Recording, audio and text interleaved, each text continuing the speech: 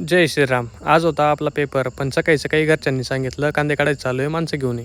आपल्या ठिकाणावर तर पोचून गेलो होतो, पण माणसं काही यायला तयार नव्हते. म्हटलं चला पटकन, मला पेपर बी द्यायचा आहे अजून. अंघोळ न करता बी तुमचा भाऊ भारी दिसतो नाही का. अंघोळ करत आपल्याला थोडा उशीर झाला होता, तरी तुमचा भाऊ टाईमवर पोचून गेला होता. मी तर पोचून गेलो होतो टाईमवर, पण म्हटलं रोहित कुठे राहून गेला. हे पोरगं रोज दिसतं बघा आपल्याला, किती पेपर देतोय काय माहिती. आज फिल्टरचं पाणी थोडं जास्तच थंड होतं, म्हटलं उन्हात ठेवून गरम करून घेऊ. पेपर तर मस्त गेला होता आपल्याला. म्हटलं आता थोडं बसू, कॉलेज लाईफ पण एन्जॉय करायला लागेल थोडे दिवस आता. पेपर देऊन आलो होतो घरी, घरून लगेच ऑर्डर भेटली, कांदे काढणं चालू आहे म्हणे, तिकडे लक्ष दे. मग काय अवतार बदलून आपण आलो होतो शेतात. आपल्याला काही तसं जास्त काम नव्हतं, पण मग घराचा ड्रायव्हर आहे, मग ट्रॅक्टर खाली करावं जावं लागतं. आपल्याला जे आयुष्य भेटलंय ना, त्याच्यातच समाधान मानावं, कारण की बाकीच्यांना ते पण भेटत नाही. बरं, उन्हात कांदे काढणं सोपं काम नाही. आपण थोडं जरी बाहेर गेलो तरी ऊन लागतं आपल्याला. त्याच्यामुळे जी परिस्थिती आहे ना ती स्वीकारा, कारण नशिबाला दोष देऊन काहीच अर्थ नाही. मोटिवेशन जरा जास्तच झालं, ते सगळं जाऊ द्या. कांदे कसे कमेंट करून नक्कीच सांगा, कांदे ठेवायचे की जाऊ द्यायचे मार्केटला. आपले कांदे काढायचं काम तर आवरलं होतं आज पुरता. म्हटलं चला आता क्रिकेट खेळायला जाऊ. दुपारी आपल्या मोठ्या मॅडमने आपल्याला ओढत नेलं होतं, मग काय हाताला लागून गेलं होतं थोडंसं. म्हटलं आता खेळू का नको. आज कुणाला काय खाऊन आला होता काय माहिती, भयंकर जोरात बॅटिंग चालू होती त्याची. म्हटलं एक सिक्स मारून फॉर्म मध्ये नको येऊ, जाशील आउट होऊन. आणि मग जेवायचं तेच झालं. कुणाल भाऊ आउट झाले आणि चेतन आला खेळायला. चेतन नंतर तुमचा भाऊ आला होता खेळायला, पण आधीच एक ठिकाणी लागले, परत दुसऱ्या ठिकाणी लावून घेतलं. म्हटलं आजचा दिवस का लागण्यातच जाणार आहे काय माहिती माझा. तरी यांना सांगितलं होतं, म्हटलं व्हिडिओ नका काढू, मी आउट होऊन जातो, आणि तेच झालं.